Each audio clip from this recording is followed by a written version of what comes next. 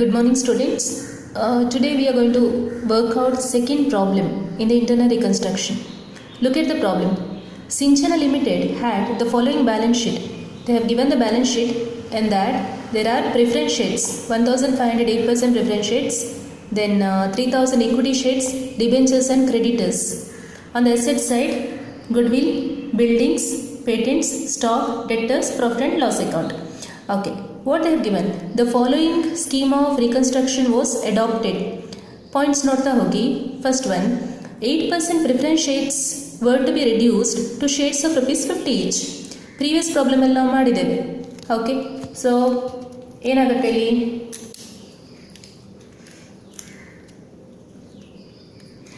8% preference shares reduced to ₹50. ಇಷ್ಟಿತ್ತು preference shares? ₹100 ಇತ್ತು. Right? So, journal entry ಏನಾಗ್ತದೆ? 8% preference share capital account debt to reconstruction account. ನಿಮ್ಗೆ ಗೊತ್ತಿದೆ first journal entry ಏನಾಗ್ತದೆ?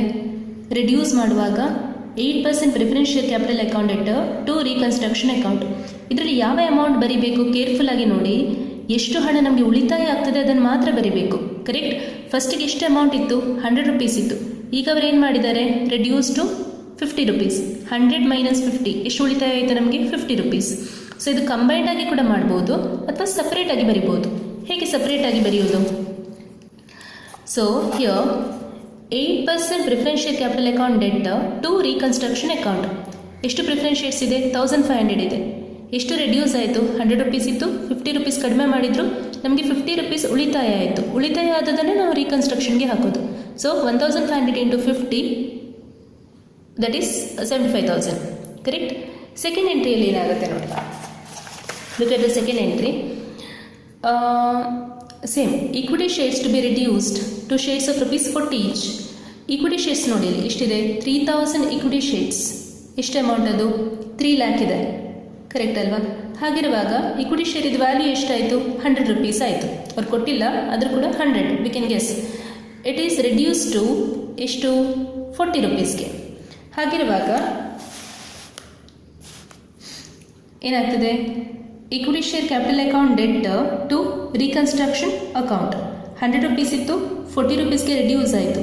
ಎಷ್ಟು ಉಳಿತಾಯ ಆಯಿತು ನಮಗೆ? ₹60. ಸೊ ಉಳಿತಾಯ ಆದದನ್ನು ನಾವು ರೀಕನ್ಸ್ಟ್ರಕ್ಷನ್ಗೆ ಹಾಕೋದು ಅಕೌಂಟಲ್ಲಿ. 3000 into 60 1,80,000. Is it clear? Okay, ಹೀಗೆ ನೀವು ಸಪ್ರೇಟಾಗಿ ಬರಿಬೋದು ಅಥವಾ ಕಂಬೈನ್ ಮಾಡಿ ಇಕ್ವಿಟಿ ಮತ್ತು ಪ್ರಿಫರೆನ್ಸನ್ನು ಒಟ್ಟಿಗೆ ಕೂಡ ಬರಿಬೋದು. ಹೇಗೆ ಬರೆಯೋದು? 8% preference share capital account debt 75,000, equity share capital account debt 1,80,000 to reconstruction account 2,55,000. ಅಥವಾ ಸಪ್ರೇಟಾಗಿ ಬರಿಬೋದು, ಪ್ರಾಬ್ಲಮ್ ಇಲ್ಲ. ನೆಕ್ಸ್ಟ್ ಏನು ಹೇಳಿದ್ದಾರೆ? Debenture holders have agreed to adopt accept 800 10% debentures of ₹100 each. ನೋಡಿ, 800 debentures of ₹100 each in satisfaction with their full claims. Actually debentures ಇದು value ಎಷ್ಟು? 1 lakh ಇತ್ತು. ಅವರಿಗೆ ಎಷ್ಟಕ್ಕೆ ಅಕ್ಸೆಪ್ಟ್ ಮಾಡಲಿಕ್ಕೆ ರೆಡಿ ಇದ್ದಾರೆ? 800 ಡಿಬೆಂಚರ್ಸ್ ಇಂಟು 100 ಇಷ್ಟಕ್ಕೆ ವ್ಯಾಲ್ಯೂಗೆ ಅವರು ಅಕ್ಸೆಪ್ಟ್ ಮಾಡಲಿಕ್ಕೆ ರೆಡಿ ಇದ್ದಾರೆ. ಏನಾಗ್ತದೆ journal entry? 9% debentures account debtor, ಇದು old 1 lakh, to 10% debentures account. 10% debentures ಎಷ್ಟು? ₹800 800 ಡಿಬೆಂಚರ್ಸ್ ಇಂಟು ₹100 ಎಷ್ಟಾಯಿತು? 80,000 ಆಯಿತು. ಅಂದರೆ 1 lakh ಕೊಡಬೇಕಿತ್ತು, ಅವ್ರು 80,000ಗೆ ಓಕೆ ಅಂತ ಹೇಳಿದರು. ನಮಗೆ ಎಷ್ಟು ಉಳಿತಾಯ ಆಯಿತು? 20,000. That we are writing here to reconstruction account 20,000. Next point ನೋಡಿ, ಅವ್ರೇನು ಹೇಳಿದ್ದಾರೆ? All the fictitious assets including goodwill and patents were to be eliminated. So ನಾವು ರೀಕನ್ಸ್ಟ್ರಕ್ಷನ್ ಅಕೌಂಟಿಗೆಲ್ಲ ಹಾಕೋದು ಮುಗಿಯಿತು. ಇನ್ನು ರೀಕನ್ಸ್ಟ್ರಕ್ಷನ್ ಅಕೌಂಟಿಂದ ಕೊಡೋದು, ಪೇಮೆಂಟ್ಸ್ ಮಾಡುವಂಥದ್ದು, ರೇಟ್ ಆಫ್ ಮಾಡುವಂಥದ್ದು ಸ್ಟಾರ್ಟ್ ಆಗ್ತದೆ. ಹೇಗೆ ಮಾಡೋದು? ರೀಕನ್ಸ್ಟ್ರಕ್ಷನ್ ಅಕೌಂಟ್ ಡೆಟ್ ಇದರಲ್ಲಿ ಏನು ಮಾಡಬೇಕು? ನಮ್ಗೆ ಯಾವುದೆಲ್ಲ ಉಳಿತಾಯ ಆಗಿದೆ ಅದನ್ನೆಲ್ಲ ಆ್ಯಡ್ ಮಾಡಬೇಕು. ಸೊ ಇನ್ ದಿಸ್ 75 180 ಸೇರಿ 255 ಆಗಿದೆ. ನಮಗೆ ರೀಕನ್ಸ್ಟ್ರಕ್ಷನ್ ಅಕೌಂಟಿಗೆ 2,55,000, ಇಲ್ಲಿ ರೀಕನ್ಸ್ಟ್ರಕ್ಷನ್ ಅಕೌಂಟಿಗೆ 20,000. ಸೊ ಎಷ್ಟಾಗ್ತದೆ? 2,55,000 ಪ್ಲಸ್ 20 2,75,000. ಇಷ್ಟು ನಮ್ಮ ಹತ್ರ ಅಮೌಂಟ್ ಇದೆ ರೀಕನ್ಸ್ಟ್ರಕ್ಷನ್. ಯಾವುದೆಲ್ಲ ರೇಟ್ ಆಫ್ ಮಾಡಲಿಕ್ಕೆ ಹೇಳಿದ್ದಾರೆ? ಫಿಕ್ಟಿಷಿಯಸ್ ಅಸೆಟ್ಸ್ ಇನ್ಕ್ಲೂಡಿಂಗ್ ಗುಡ್ವಿಲ್ ಅಂತ ಹೇಳಿದ್ದಾರೆ. ಗುಡ್ವಿಲ್ ನಂತರ ಏನು ಹೇಳಿದ್ದಾರೆ, ಪೇಟೆಂಟ್ಸ್ ಅಂತ ಹೇಳಿದ್ದಾರೆ. ಪೇಟೆಂಟ್ ತಗೊಳ್ಳುವ. ನಂತರ ಪ್ರಾಫಿಟ್ ಆ್ಯಂಡ್ ಲಾಸ್ ಅಕೌಂಟ್ ಇದು ಮಾಡಲೇಬೇಕು ನಾವು. Okay, so to goodwill account, to profit and loss account, to patents account. ಆಮೇಲೆ ಏನು ಹೇಳಿದ್ದಾರೆ, buildings to be reduced at 20% and stock by 25%. Reduction in the value. So building ಇದು 20%. Building ಎಷ್ಟಿದೆ, 2 lac ಇದೆ, ಅದರ 20% ಕ್ಯಾಲ್ಕುಲೇಟ್ ಮಾಡಿ. Again stock ಇದು 25% calculate ಮಾಡಿ.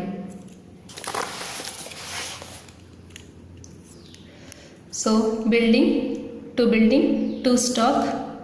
ಆಮೇಲೆ ನೆಕ್ಸ್ಟ್ ಪಾಯಿಂಟ್ ನೋಡಿ ಏನು ಹೇಳಿದ್ದಾರೆ, a provision of 5% on debtors for doubtful debts. So debtors ಮೇಲೆ ಎಷ್ಟಿದೆ, ಡೆಟ್ಟರ್ಸ್ 80,000 ಇದೆ, ಅದರ ಮೇಲೆ 5% ರಿಸರ್ವ್ ಕ್ರಿಯೇಟ್ ಮಾಡಬೇಕು.